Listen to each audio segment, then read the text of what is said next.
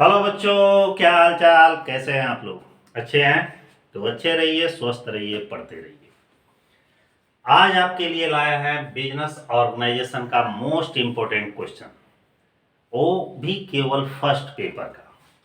और second paper का भी जस्ट इसी के बाद ही, कुछ समय बाद, ये बहुत जल्द ही आ जाएगा। ऐसा इसलिए कि सारे यूनिवर्सिटी का मिड टर्म का एग्जाम होने वाला, क्योंकि अब तो जानते ही हैं सेमेस्टर वाइज हो गया है। और सेमेस्टर वाइज होने का मतलब ये है कि अब हर एक पेपर लगभग दो पार्ट में है, मतलब उसी बुक को दो पार्ट में डिवाइड कर दिया गया। और इस मिड टर्म एग्जाम में डिस्क्रिप्टिव क्वेश्चंस आएंगे और 40 नंबर का होगा, जानते ही हैं। और 60 नंबर का एमसीक्यू क्वेश्चन होगा। तो ये 40 नंबर के लिए जो मिड टर्म एग्जाम हो रहे हैं उसके लिए कुछ सेलेक्टेड क्वेश्चन रखे हैं, खोजे हैं, और पिछले एग्जाम्स में भी जो क्वेश्चन आए हैं उसको भी ध्यान में रखा गया है। उसके आधार पर मेरे तरफ से 15 मतलब 15 इंपॉर्टेंट क्वेश्चन दिया गया है, और इतने ही सारे सब्जेक्टों का भी क्वेश्चन मिलेगा।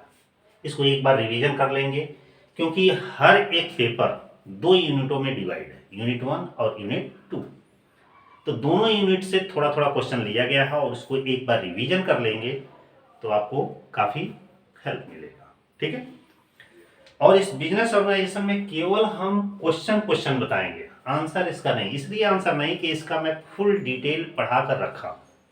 आप जाइएगा मेरे चैनल पर, प्लेलिस्ट में देखिएगा, बिजनेस ऑर्गेनाइजेशन का लेक्चर होगा।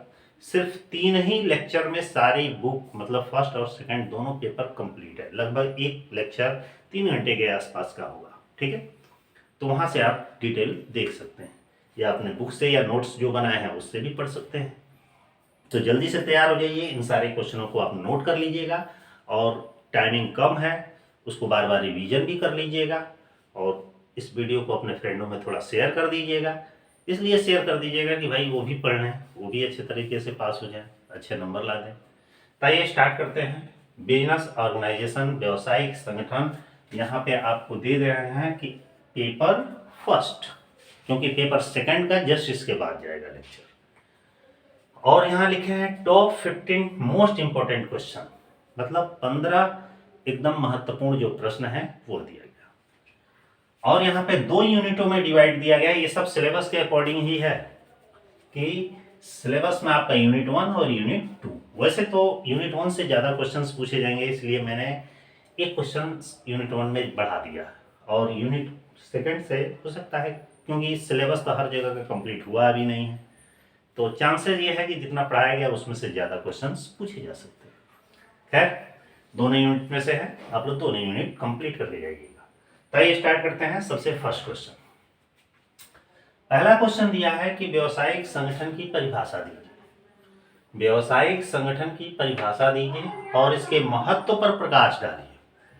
ये आपसे मैं बता दूं कि हमारा बिजनेस ऑर्गेनाइजेशन का, ध्यान दीजिएगा, बिजनेस ऑर्गेनाइजेशन का जो पार्ट ए वाला वीडियो है, मेरा लेक्चर है बड़ा वाला 3 घंटे का, इसमें एक क्वेश्चन दिया गया है। सेकंड क्वेश्चन है व्यावसायिक संगठन के आवश्यक तत्व व उद्देश्य बताइए। यह भी ध्यान दीजिएगा कि ये भी क्वेश्चन आपको उसी में मिलेगा, बिजनेस ऑर्गेनाइजेशन के पार्ट ए में। ठीक है ना, प्लेलिस्ट में मेरा सारा डिटेल उसमें पड़ा हुआ है। फिर तीसरा ही क्वेश्चन यहाँ पे दे रहा है कि पेशा क्या है, प्रोफेशन क्या है, व्हाट इज प्रोफेशन। इसकी विशेषता बताइए, मैंने इसके कैरेक्टर बताइए। वो व्यवसाय और पेशे में अंतर स्पष्ट किया, बिजनेस और प्रोफेशन में क्या डिफरेंस है ये आपको बताना है। ये भी आप हमारा फर्स्ट लेक्चर में, अर्थात बिजनेस ऑर्गेनाइजेशन का पार्ट ए, पार्ट ए का मतलब ये है कि हमारे चैनल पर जब जाएंगे और प्लेलिस्ट खोलेंगे तो उसमें बिजनेस ऑर्गेनाइजेशन सर्च कर देखेंगे, तो उसमें 3 ही लेक्चर पड़ा होगा, बड़ा बड़ा होगा। उसमें ए बी सी 3 पार्ट में डिवाइड किया गया। तो ए पार्ट में ये सारे क्वेश्चनों का आंसर उसमें दिया गया। फोर्थ क्वेश्चन है वाणिज्य किसे कहते हैं, व्हाट इज कॉमर्स। कॉमर्स क्या है, वाणिज्यिक क्रियाओं का संक्षेप में वर्णन कीजिए। हमारे जो कमर्शियल एक्टिविटीज है उसका डिफाइन करने के लिए कह रहा है। ये भी आपका क्वेश्चन उसी में मिलेगा, बिजनेस ऑर्गेनाइजेशन के पार्ट ए। फिर आगे कह रहा है, फिफ्थ नंबर क्वेश्चन है उद्योग को समझाइए। इंडस्ट्री क्या होती है, इंडस्ट्री क्या होती है, उद्योग के विशेषता व प्रकार का वर्णन कीजिए। मतलब इसके कैरेक्टर्स बताने हैं और इसके काइंड्स बताने हैं, कितने टाइप्स के होते हैं। ठीक है। ये भी इंडस्ट्री के बारे में चर्चा हमारा बिजनेस ऑर्गेनाइजेशन के पार्ट ए में किया गया। नेक्स्ट है व्यवसाय की परिभाषा दीजिए, मतलब बिजनेस क्या है, बिजनेस को डिफाइन करना है और उस इसके आवश्यक लक्षण या तत्व बताइए, इसके मेन कैरेक्टर्स क्या हैं या मेन एलिमेंट्स क्या हैं, ये आपको बताना है। व्यवसाय की परिभाषा दीजिए और इसके आवश्यक लक्षण बताइए। ये भी हमारे बिजनेस ऑर्गेनाइजेशन का पार्ट ए में भी इसका भी क्वेश्चन का आंसर दिया गया।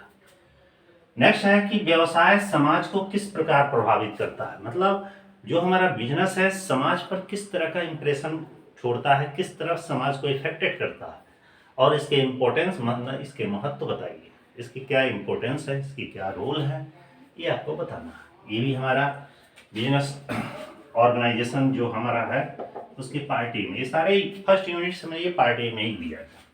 और लास्ट क्वेश्चन हमारा दिया गया है कि व्यवसाय के विकास की क्रमागत अवस्थाओं का संक्षेप में वर्णन कीजिए, मतलब कि हमारा जो बिजनेस डेवलप हुआ उसके स्टार्टिंग जो स्टेज है, 5 स्टेज आपको बताए होंगे। ये जैसे ही बिजनेस ऑर्गेनाइजेशन आप स्टार्ट करेंगे, मतलब प्ले करेंगे वीडियो को, तो वहीं पे दिखाई स्टार्टिंग में ही यहीं से शुरुआत ही हुई। तो ये भी हमारा बिजनेस ऑर्गेनाइजेशन का पार्ट ए में दिया गया, वहां से आप देख सकते हैं। अब बारी आती है हमारे यूनिट 2। ये तो यूनिट 1 के 8 क्वेश्चन थे। यूनिट 2 में 7 क्वेश्चनों को मैंने सेलेक्ट किया। वो 7 क्वेश्चन कौन कौन से हैं? सबसे फर्स्ट दे रहा है परिवर्तन से आप क्या समझते हैं। परिवर्तन माने प्रमोशन से आप क्या समझते हैं।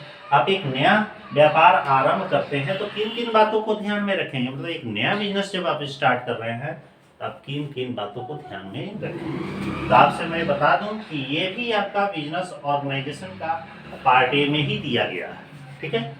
नेक्स्ट क्वेश्चन है कि एकाकी व्यापारी के लाभ और दोष को बताइए। एकाकी व्यापारी के लाभ और दोष को बताइए और भारत जैसे देश में इसकी माने सोल बिजनेस है ये, भारत जैसे देश में इसकी आर्थिक और सामाजिक उपयोगिता क्या है। तो ये आपको मैं बता दूं कि ये भी बिजनेस ऑर्गेनाइजेशन का ये पार्ट बी में लेक्चर दिया गया है। ये किस में दिया गया है? बिजनेस ऑर्गेनाइजेशन का पार्ट बी माने सेकंड जो लेक्चर है उसमें दिया है। नेक्स्ट क्वेश्चन हमारा कह रहा है 4th नंबर की साझेदारी संलेख क्या है। What is partnership deed. Partnership deed होती क्या है।